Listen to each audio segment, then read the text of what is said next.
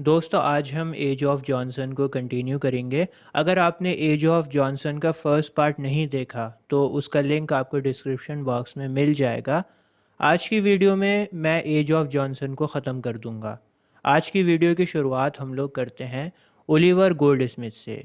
Oliver Goldsmith age of Johnson के second most important writer हैं। सबसे बड़ा नाम आप सबको पता है सैमुअल जॉनसन का है, जिन्हें हमने प्रीवियस वीडियो में डिस्कस कर रखा है। सैमुअल जॉनसन के बाद कोई बड़ा नाम है तो वो है ओलिवर गोल्ड स्मिथ का। गोल्ड स्मिथ भी जॉनसन की तरह थे, रिज़र्व थे ये बहुत ज़्यादा। और हडसन ओलिवर गोल्ड स्मिथ के बारे में लिखते हैं, the most eccentric of an eccentric family. Oliver Goldsmith Irish writer थे। हालांकि गोल्ड स्मिथ मेडिसिन की पढ़ाई कर रहे थे, मेडिकल फील्ड में थे ये, लेकिन मेडिसिन में इन्हें इंटरेस्ट नहीं था ज़रा सा भी। दोस्तों शुरुआत के दिनों में गोल्ड स्मिथ को पता ही नहीं था कि उन्हें ज़िंदगी में करना क्या है। उन्होंने अपने टैलेंट को नहीं पहचाना था, इसी वजह से वो मेडिसिन को कंटिन्यू नहीं करते। गोल्ड स्मिथ सरवाइव करने के लिए टीचिंग करना शुरू कर देते हैं और टीचिंग से थोड़े बहुत पैसे कमा लिया करते थे। लेकिन जो कुछ भी थोड़ा बहुत पैसा वो कमाते थे, उस सब पैसे को गोल्ड स्मिथ सट्टे में उड़ा दिया करते थे। बेचारे सट्टा खेलते थे इस उम्मीद में कि एक दिन वो सट्टा जीतेंगे और रातों रात अमीर बन जाएंगे। लेकिन जो कुछ भी थोड़ा बहुत उन्होंने कमाया वो सब सट्टे में गंवा दिया। दोस्तों बहुत बाद में जब ओलिवर गोल्ड स्मिथ राइटर बनते हैं और उन्हें फेम मिलना शुरू होती है, तो इनके साथ के एक राइटर हुआ करते थे Horace Walpole. Horace gold Smith को बोलते हैं इंस्पायर्ड इडियट, क्योंकि ओलिवर गोल्ड स्मिथ का लाइफ स्टाइल ही कुछ इस तरह का था। मैं आपको एक मज़े की बात बताता हूँ। ओलिवर गोल्ड स्मिथ ने पूरा यूरोप घूमा था, और ये बात हो रही है जब इनके स्ट्रगलिंग डेज थे, जब ये स्ट्रगल कर रहे थे, इनके पास पैसे नहीं थे। उस टाइम पर इन्होंने पूरा यूरोप घूम डाला। इतना ज़्यादा इन्होंने ट्रैवलिंग करी, एक प्लेस से दूसरे प्लेस से दूसरी प्लेस से तीसरी प्लेस पर। लेकिन इस ट्रैवलिंग के लिए इनके पास पैसा कहाँ से आया, ये बात हमें नहीं पता। ये एक राज बनकर रह गया है जो ओलिवर गोल्ड स्मिथ को ही पता था। बहरहाल इतना ट्रैवल करने से इन्हें फ़ायदा भी बहुत हुआ था, क्योंकि इनका जो ट्रैवलिंग एक्सपीरियंस था वो एक्सपीरियंस इनकी राइटिंग्स में झलकता है। जैसे फॉर एग्ज़ाम्पल द ट्रैवलर, और एक और वर्क है द विकार ऑफ वेकफील्ड। ये दोनों वर्क, द ट्रैवलर जो है पोयम है और द विकार ऑफ वेकफील्ड नॉवल है। ये दोनों वर्क्स ओलिवर गोल्ड स्मिथ ने अपनी ट्रैवलिंग से इंस्पायर्ड होकर लिखे थे। 1756 में अपनी ट्रैवलिंग को ख़त्म करके ओलिवर गोल्ड स्मिथ लंदन में आ जाते हैं। लंदन के शुरुआती दिनों में Goldsmith as a apothecary assistant job करते हैं। अपोथेकरी बोलते हैं जो बंदा डॉक्टर के साथ होता है और आपको दवाइयाँ देता है। जब डॉक्टर कुछ मेडिसिन आपको प्रिस्क्राइब करता है और आप प्रिस्क्रिप्शन लेकर अपोथेकरी के पास जाते हो और अपोथेकरी आपको दवाई देता है। तो ओलिवर गोल्ड स्मिथ अपोथेकरी के असिस्टेंट थे। जैसा कि मैंने आपको बताया इनका मेडिकल बैकग्राउंड था, तो इन्हें लंदन में जॉब मिल गई थी। लेकिन ये अपनी जॉब पर ज़्यादा दिनों तक नहीं टिकते। इसके बाद गोल्ड स्मिथ स्कूल में अटेंडेंट की जॉब भी करते हैं। लेकिन ओलिवर गोल्ड स्मिथ की लाइफ में चेंजिंग मोमेंट तब आता है जब ओलिवर गोल्ड स्मिथ प्रेस में करेक्टर की जॉब करते हैं।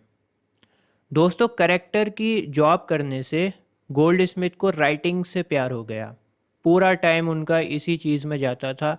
पूरा टाइम वो लेटर्स को पढ़ते रहते थे, राइटिंग्स को एनालाइज करते रहते थे कि किसने किस स्टाइल में लिखा है, किस तरह से शब्दों को पिरोया है, किसने अच्छा लिखा है, किसने बुरा लिखा है, कहाँ पर किसने क्या गलती करी है। पूरा टाइम वो अपना इसी में निकाल देते थे। तो उन्हें राइटिंग से बड़ा लगाव हो गया, बड़ा प्यार हो गया राइटिंग से।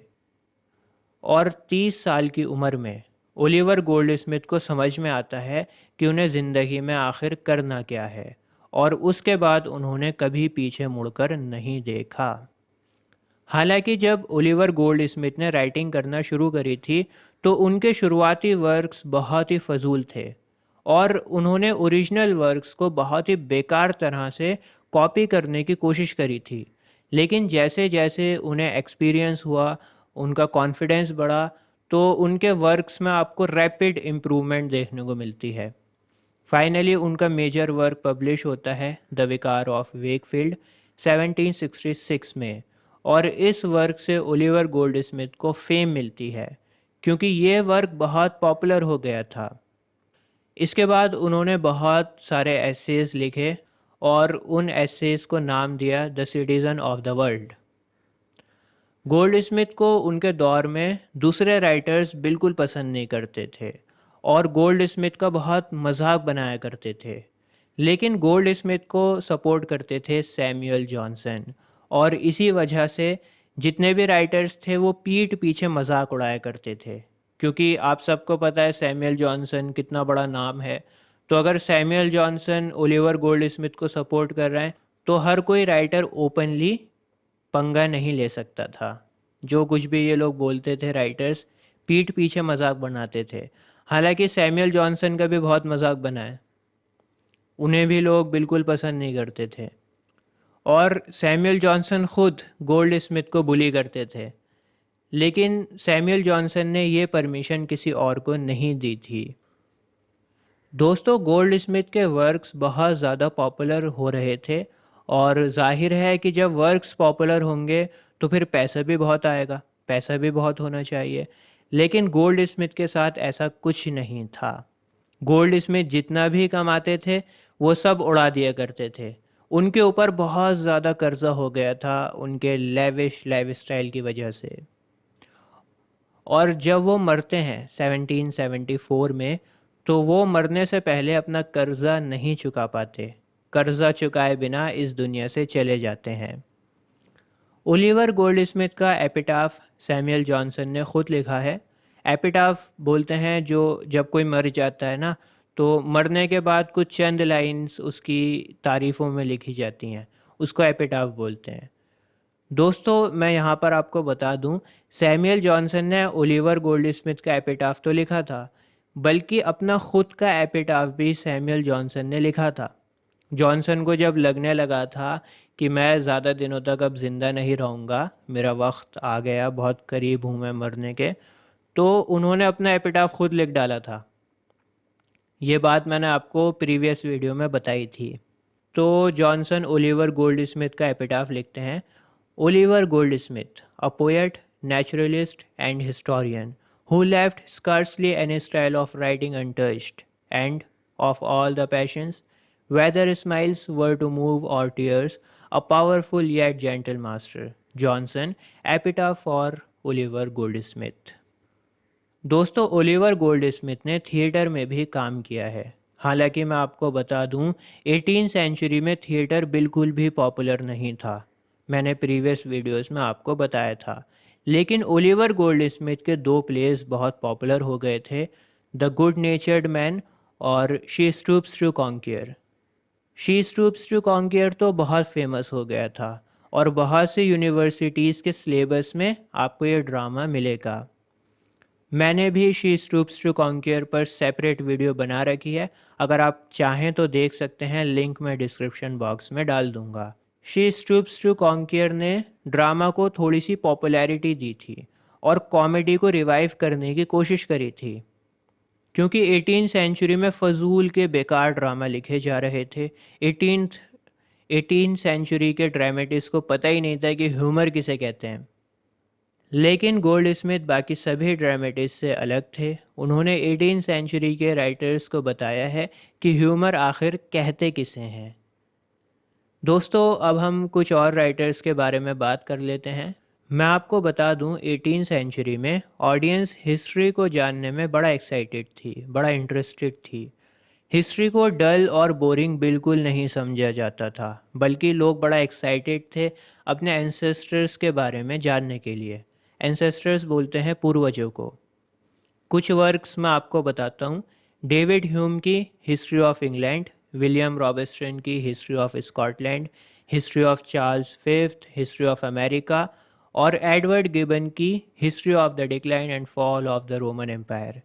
ये सभी वर्क्स बहुत ज़्यादा पॉपुलर हुए थे और इन सभी वर्क्स में सबसे ज़्यादा इम्पॉर्टेंट है एडवर्ड गिबन की history of the decline and fall of the Roman Empire. इस वर्क में इन्होंने 14 सेंचुरी की हिस्ट्री को बताया है। वैसे ये वर्क स्टार्ट होता है टीटुस से। टीटुस राजा बना था AD 98 में और ये वर्क ख़त्म होता है जब तुर्कों ने कॉन्स्टेंटिनोपोल पर हमला कर दिया था और कॉन्स्टेंटिनोपोल को जीत लिया था तुर्कों ने 1453 में। इस वर्क के पीछे बहुत सारे रिसर्च हुई है और बड़ा मेहनत से इस वर्क को बनाया गया है। दोस्तों अब मैं चलते चलते आपसे थोड़ा सा पॉलिटिकल प्रोज की बात कर लेता हूँ, क्योंकि 18 सेंचुरी में पॉलिटिकल प्रोज भी बहुत पॉपुलर हुए थे। और जब भी पॉलिटिकल प्रोज का नाम आएगा 18 सेंचुरी में तो सबसे पहले याद किया जाएगा एडमंड बर्ग को। एडमंड बर्ग फिलोसोफर थे। एडमंड बर्ग ने फ्रेंच रेवोल्यूशन को अपोज किया था। इनके कुछ वर्क्स थे जैसे reflections, letter to noble lord और letters on a regicide peace. इन सभी वर्क्स में एडमंड बर्ग ने फ्रेंच रेवोल्यूशन को अपोज किया है। दोस्तों 18 सेंचुरी के लास्ट में राइटर्स ने इंटरनेशनल अफेयर्स पर काम करना शुरू कर दिया था। राइटर्स जो थे वो इंटरनेशनल अफेयर्स पर इंटरेस्टेड थे लिखने में, और एडमंड बर्ग इस बात के परफेक्ट एग्जाम्पल हैं। इन्होंने अमेरिका के ऊपर भी काफ़ी कुछ लिखा है और अमेरिकन कॉलोनीज़ की जो कॉज है उसको भी इन्होंने सपोर्ट किया है। दोस्तों इसके अलावा तो एज ऑफ जॉनसन में कुछ है नहीं ख़ास बताने के लिए। मुझे इसका एक ही पार्ट बनाना चाहिए था, खामखा मैंने 2 पार्ट बना दिए। चलो कोई बात नहीं। अब जो वीडियोस आएंगी वो बहुत बहुत बहुत ज़्यादा इम्पोर्टेंट होने वाली हैं, क्योंकि अब मैं आपको नावल के बारे में बताऊंगा, बहुत डिटेल में बताऊंगा, एक एक चीज़ बताऊंगा। और नावल के बाद मैं रोमांटिक एज स्टार्ट करने जा रहा हूँ। आपको पता है रोमांटिक एज कितनी इम्पोर्टेंट है, और बहुत अच्छे से इसको रोमांटिक एज को हम लोग पढ़ेंगे, डिटेल में पढ़ेंगे। रोमांटिक एज की अलग से एक सीरीज़ स्टार्ट करूँगा और रोमांटिक एज के बाद हम लोग विक्टोरियन एज की सीरीज़ को स्टार्ट करेंगे। तो आज के लिए बस इतना ही। वीडियोस कैसी लग रही हैं कमेंट्स में लिखकर ज़रूर बताना। मिलता हूँ आपसे अगली वीडियो में। जय हिंद।